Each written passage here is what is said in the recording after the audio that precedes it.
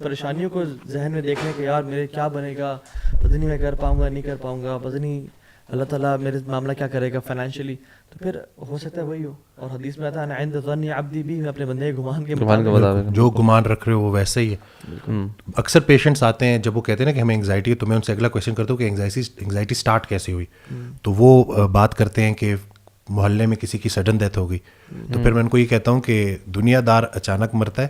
دیندار کی موت پوری پلاننگ سے ہوتی ہے, اس کو اللہ پہلے سے ہی نا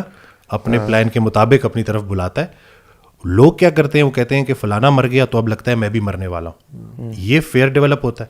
اب فائٹ اینڈ فلائٹ جو ہے نا, یہ ایک اللہ تعالیٰ کا بنایا ہوا نظام ہے ہمارے وجود کے اندر. مثال کے طور پہ ہم یہاں بیٹھے ہیں اور ایک دم سے شیر آ جاتا ہے, تو ہم نے جان بچانے کے لیے دوڑ لگانی ہے. اب وہ جو انرجی ریکوائرڈ ہے نا, وہ فائٹ اینڈ فلائٹ سے ہمیں ملے گی. کچھ ہارمونز ریلیز ہوں گے, لیکن جیسے ہی ہم بچ گئے, کسی درخت کے چھاؤں کے نیچے ہم بیٹھ گئے اور ہم ریلیکس کر رہے ہیں, اللہ کا شکر ادا کریں کہ اللہ تیرا شکر ہے تو نے شیر سے بچا لیا. اب جو ایکٹیویٹ ہوگا وہ ہوگا ریسٹ اینڈ ڈائجسٹ, آرام کرو اور ہضم کرو. انگزائٹی میں ایک نہ نظر آنے والا شیر فیئر, وہ مستقبل کا ڈر بھی ہو سکتا ہے, موت کا ڈر بھی ہو سکتا ہے. Even I think daily routine میں ہمارے اتنے اسٹریسز ہوتے ہیں چھوٹے موٹے, آپ بلکہ ہماری یہ جو فلائٹ اینڈ فلائٹ ہے, جیسے لائک ہمارا ایک سسٹمیٹک آٹومیٹک رسپانس ہے نا ہماری باڈی دیتی ہے. تو اب آپ کی کسی سے آرگیومنٹ ہو جاتا ہے گھر میں, پیرنٹس کے ساتھ بچوں کا,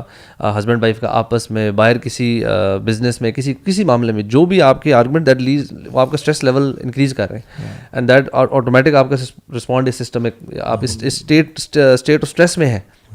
اور اب تو میں نوٹ کرتا ہوں کہ ہماری جس طرح کا لائف اسٹائل ہے, آپ بلکہ اس میں بتائیے کبھی,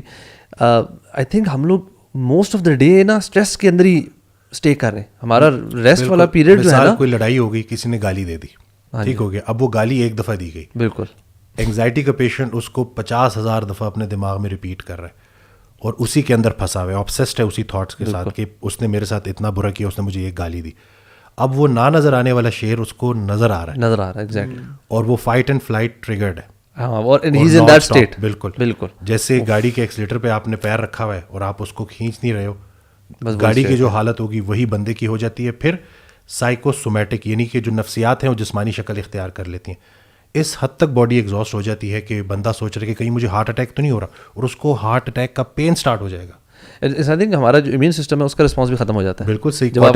بلکہ مجھے پڑھا تھا کہتے ہیں کہ جو ٹرانسپلانٹ سرجریز ہوتی ہیں کہ کسی کڈنی یا ہارٹ ٹرانسپلانٹ کرنی ہے, تو اس میں آپ کو اسٹریس ہارمونز دیتے ہیں, کورٹیسول, وہ تاکہ آپ کا جو امیون سسٹم ہے رسپونڈ نہ کرے, تب وہ سرجری پروسیجر ہو رہی ہوتی. تو آپ سوچیں ہم اتنے ہائی اسٹریس میں ہیں, تو ہمارا امیون سسٹم بھی جب فارغ ہوا پڑا ہے تو پھر ایڈرینل فٹیگ کا نام بھی دیا جاتا ہے, باڈی کی بس ہو جاتی ہے. اتنا زیادہ کورٹیسول اسپائک کرتا ہے کہ وہ جو ہماری قوت مدافعت ہے, جو امیونٹی ہے, وہ کمپرومائز ہو جاتی ہے. یہ جو پوسٹ رینل ٹرانسپلانٹ جو یہ کورٹیکوسٹیرائڈز دی جاتے ہیں, وہ اس لیے دی جاتے ہیں نا کہ ریجیکشن نہ ہو, جو باڈی کا اپنا رسپانس ہے اس کو روک لیتے ہیں. تو آپ جب اسٹریس لے رہے ہیں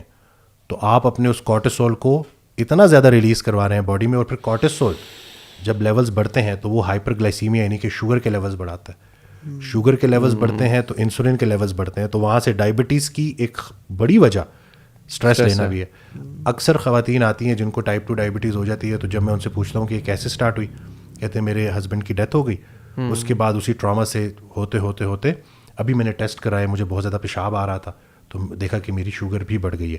تو یہ جو آپ بات کر رہے ہیں نا کہ 90% یا شاید اس سے بھی زیادہ بیماریاں اسٹریس کے ساتھ منسلک ہیں, تو وہ غلط نہیں ہے. اچھا, اس میں نا میں چاہوں گا کہ ہم تھوڑا سا نا انگزائٹی کو ڈیفائن کر دیں, اور ایون انگزائٹی اور ڈپریشن کو بھی نا, کہ آپ نے جیسے کہا نا کہ پیشنٹ آتے تو آپ مجھ سے پوچھتے ہیں کہ انگزائٹی کب شروع ہوئی. سو مطلب اگر آپ کسی پیشنٹ سے پوچھیں یا کسی پوچھیں کہ واٹ از انگزائٹی, مطلب how do the patients actually know کہ ان کو انگزائٹی کس لیول کی ہے اور کس طرح کلیئرٹی ہے. میں نے جو ہے نا وہ علی بھائی کے ساتھ, محمد علی بھائی کے ساتھ جو ویڈیو میں نے اپنی, کیونکہ میں 3 ایئرز انگزائٹی سے گزرا ہوں نا, تو میں نے جب اپنی وہ اسٹوری بتائی نا, تو اس کے بعد کتنے لوگوں نے کانٹیکٹ کیا جو کہہ رہے کہ ہمیں پہلی دفعہ پتہ چلا کہ ہمیں انگزائٹی ہے, نہیں تو انہوں نے کوئی CT اسکین, کوئی MRI, کینسر تک ان کا ذہن گیا ہوا تھا کہ پتہ نہیں ہمیں کون سی بیماری ہے, ایکو کرا چکے ہیں,